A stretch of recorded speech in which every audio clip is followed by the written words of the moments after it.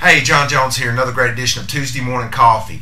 Today we're going to talk about something that I've had to deal with quite a bit lately. It's called the 6 deadly mistakes made by home do-it-yourselfers. I currently have a property listed right now where the seller went in and did a ton of work. Some of it was pretty good, but some of it has a lot to be desired. In fact, most of the feedback I have coming back on this property is a sheetrock job up in a bonus room that was done real poorly. The seams are showing, just very rough. It's a job that he probably shouldn't have tried to do. He wasn't qualified to do sheetrock, and sheetrock is something that is a very noticeable thing when it's not done correctly. So this is kind of weighing on me today. So I thought I'm gonna give you 7 deadly mistakes made by home do-it-yourselfers. The first mistake is not getting a home inspection when they bought the home, and that's one thing that we recommend all our buyers doing. Let's find out if there's a problem. Let's spend $300 or $400 to find out if there's a $10,000 problem down the road. This can cut off. This can avoid a lot of mistakes down the road just by having that done. The number 2 deadly mistake is being underqualified to do the work. Taking one course at Home Depot on how to set tile does not qualify you to use your home as a guinea pig to go in and do a new tile kitchen. Be very careful. Know that you can do the work and do it well before you go in and do it. I've seen a lot of instances, showed a lot of houses in the day where people have gone in and tried to do something, and it's glaring. You can look at the situation, or you can look at the tile work, or you can look at the sheetrock job, and you can say, I bet they tried to do this themselves. I know they tried to do this themselves. And it kills the appearance of your house. Also, electrical work. Be very careful with electrical work. Electrical work is dangerous, and just because you changed out a GFCI switch one time 5 years ago does not qualify you to wire the house or really move a lot of electrical around. Get a pro on that. Number 3 deadly mistake, putting too much money in the wrong areas. And I'm talking more for resale now.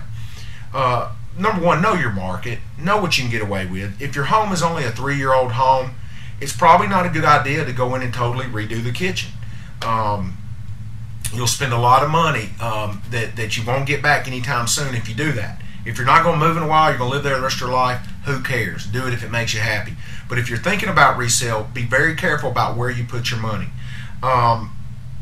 Tile. In the Rutherford County market, you got to be really sensitive to this. Adding tile in bathrooms is usually a very kind of inexpensive, smart thing you can do that you'll get your money back and help sell your home. Flooring, hardwood, things like that are usually pretty good sound investments, but be really careful on that. Probably before you do a job like that, if you're concerned about resale, call a good realtor. I happen to know one, and check and see what if it's smart in doing that. Number 3 deadly mistake, not obtaining a permit to do the work, especially if you're doing major work or finishing out a bonus room or something like that. This will come back to bite you when you sell the house. You have to fill out a disclosure when you sell the house if everything was done by codes, if you had a permit and those kind of things. Even though you may have done the work correctly, a lot of times it scares people if that box is checked, no, we did not get a permit. Number 4, plan your job. Take time in your planning. Don't just, a lot of times home do-it-yourselfers, they get overzealous and they start tearing out stuff and getting into tearing out things before they really sat down and gone through it and see what they're getting into. Sometimes tearing out one wall is more than tearing out a wall. It's relocating wiring. It's maybe relocating plumbing, things like that. Take your time in preparation before you do this. And if you're not real sure about some things, seek counsel on people who understand construction to see what you're really getting into. I see a lot of people start projects that they can never finish because they didn't take the time on the front end. And our 6th thing, and this kind of piggybacks on planning, is perform a budget on the remodel or what you're about to do. Take a detailed approach and come up with a solid budget on what it's going to take.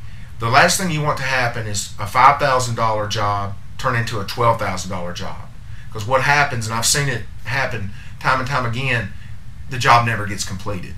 You ran out of money. You had a few bucks set aside to do this new remodel on the bathroom, but it got into a lot more than you thought, and it never really gets finished. Then boom, you turn around in 2 years, have to sell the house. It's impossible, especially in the market we're in right now, to sell a house with things left undone. There's too many homes out there where things have been done correctly for someone to come along and buy yours, unless you're going to really take a huge hit on selling it. So those are just some mistakes that I see people make. I don't want you to make them. The number one thing I think you can do is call a good realtor before you maybe get into some of these things, and see if where you're living justifies doing these things, and hopefully you don't make these mistakes and can avoid some of these pitfalls. Thanks a lot for viewing us today. Always check back with us every Tuesday morning, TuesdayMorningCoffee.com, and you can always reach us at 867-3020. Thanks.